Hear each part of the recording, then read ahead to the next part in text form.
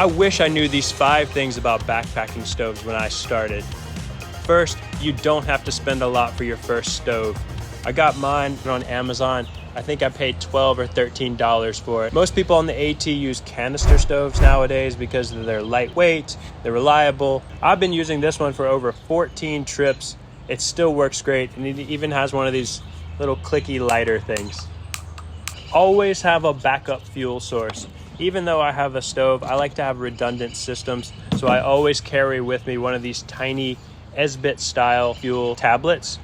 That way I could get by with 1 or 2 nights of boiling water without the stove if I had to. If they're cheap, they're lightweight, just throw 2 in your pack and you'll sleep a little bit better at night. If you're like me, you have a ton of empty fuel canisters laying around. You can use a fuel refill adapter to transfer the fuel from one canister to another. I use the Camping Moon Z15. You can get this on Amazon. You could even get 1 large canister and then fill up several small ones for each weekend trip. Go ahead and bookmark this page. You'll thank me later. Boy Scout Troop 281 out of Cincinnati, Ohio has made this incredibly helpful chart that shows the percentage left in a fuel canister based on weight. Over time, you'll get a better idea of how much fuel you'll actually need per day on the trail.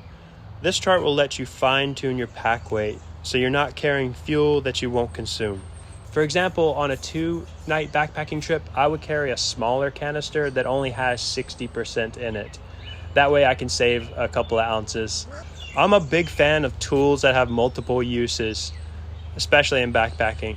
So 2 ways that I do that. First, I use my sit pad as a windscreen for my stove.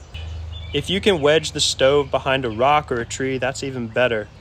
Second, I use my cooking pot to hold my stove, lighter, and fuel canister. Just make sure you wrap the bottom of the canister with electrical tape to keep it from scratching your pot. Okay, time for a funny story.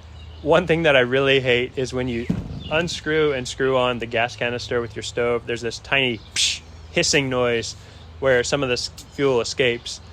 So around camp, especially when I first started backpacking, in an effort to be extra organized and keep my camp nice and clean, at the end of the night after cooking, I would disassemble my stove and then pack everything away. And then in the morning when I had coffee, I would then set the stove back up. So that would create a couple of opportunities for that lost fuel. Well, it only took me about 10 trips to realize I don't have to put the stove away. So now I assemble the stove, cook my dinner, and then I place the assembled stove on the canister right outside of my tent. And then in the morning, it's ready to go to cook my coffee. After that, I put it all away and then back into my backpack. All right, hopefully some of these tips have been helpful for you. If you're new to backpacking and new to stoves, hopefully this will give you some things to think about while you're out there on the trail. See you out there.